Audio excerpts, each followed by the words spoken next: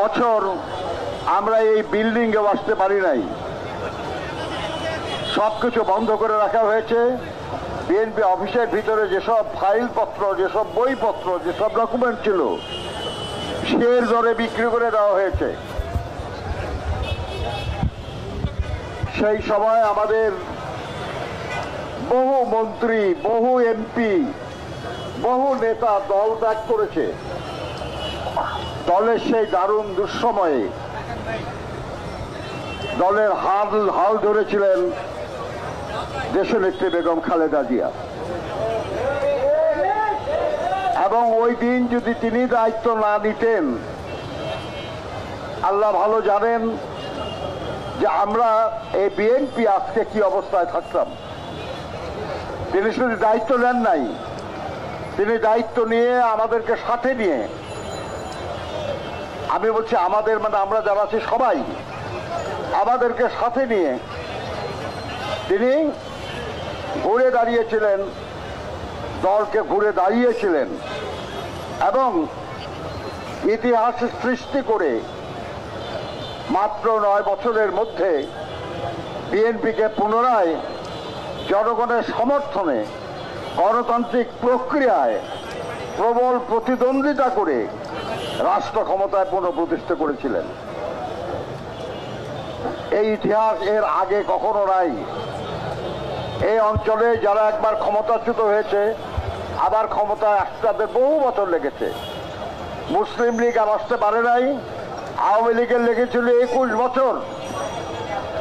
আর বেগম খালেদা জিয়ার নেতৃত্বে বিএনপি 82 সালে ক্ষমতাচ্যুত হয়েছিল, 91 সালে আবার পুনরায় রাষ্ট্র পরিচালনার দায়িত্ব পেয়েছিল। এই বিশাল অর্জনের মূল কাণ্ডারি এবং মূল ভূমিকা ছিল দেশনেত্রী বেগম খালেদা জিয়ার।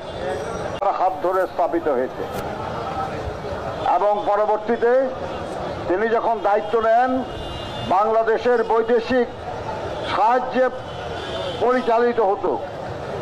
বাংলাদেশের উন্নয়ন বাজেট শতকরা 100% ছিল বৈদেশিক ঋণ বা সাহায্যের উপর। সেই অবস্থা থেকে বাংলাদেশ ঘুরে দাঁড়িয়েছিল, অর্থনৈতিক উন্নয়ন হয়েছিল, জনগণের মধ্যে শান্তি এবং স্বস্তি ফিরে এসেছিল, যার ফলে 96-এর যে দুর্যোগ, যখন তত্ত্বাবধায়ক সরকারের বিল পাস করে দেশনেত্রী বেগম খালেদা জিয়া এই অফিসের সামনে বিশাল জনসভায় বক্তব্য রেখেছিলেন। অনেকেই বলার চেষ্টা করেছে বিএনপি নিঃশেষ হয়ে যাবে, কিন্তু ইতিহাসের বৃহত্তম বিরোধী দল ওই নির্বাচনে বিএনপি হয়েছিল 116টি আসন নিয়ে। এত দুর্যোগের মধ্যেও এটা বেগম খালেদা জিয়ার নেতৃত্বের গুণ। কিন্তু এই কারণেই তাকে বারবার জেলে যেতে হয়েছে এবং শেষ পর্যন্ত তাকে দণ্ড দিয়ে একটা নির্জন কারাগারে রাখা হয়েছিল। ভুল চিকিৎসা দিয়ে তাকে মৃত্যুর মুখে ঠেলে দেওয়া হয়েছিল এবং সুচিকিৎসার জন্য বাইরে যেতে না দিয়ে তার মৃত্যু নিশ্চিত করার চেষ্টা করা হয়েছিল।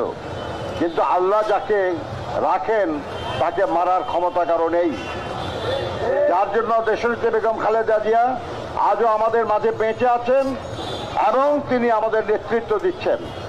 আমরা বিশ্বাস করি যে আল্লাহর অসীম মেহেরবানিতে তারেক রহমানের নেতৃত্বে গত কয়েক বছর আমরা সবাই মিলে যে আন্দোলন সংগ্রাম করে তুলেছি, যার ধারাবাহিকতায় 24-এর ছাত্র গণঅভ্যুত্থান হলো, সেই ধারাবাহিকতায় আবার যে পরিবর্তন আসতে যাচ্ছে, আবার যে গণতন্ত্র পুনঃপ্রতিষ্ঠা হতে যাচ্ছে, সেটাও বিএনপির নেতৃত্বেই হতে যাচ্ছে। 5 সালের পরিবর্তে গণতন্ত্র এনেছিলেন জিয়াউর রহমান, সামরিক স্বৈর শাসনের গোরস্থানে গণতন্ত্র রচনা করেছিলেন দেশনেত্রী বেগম খালেদা জিয়া। আর এই ফাঁসিবাদের জায়গায় গণতন্ত্রের সূচনা করবেন আবার জনাব তারেক রহমান। আমরা সেই শুভ দিনের প্রতীক্ষা করছি। আর প্রত্যেকটা পরিবর্তন গণতান্ত্রিক প্রক্রিয়া হয়েছে এবং গণতান্ত্রিক প্রক্রিয়া হবে। আপনাদেরকে অনুরোধ করব, যদি আমরা দেশনেত্রী বেগম খালেদা জিয়াকে ভালোবাসি, শহীদ জিয়াকে ভালোবাসি, তারেক রহমানকে ভালোবাসি, তাহলে আমরা জনগণের মন জয় করার চেষ্টা করব। এমন কিছু করব না যাতে জনগণ অসন্তুষ্ট হয় বা জনগণ ভীত সন্ত্রস্ত হয়।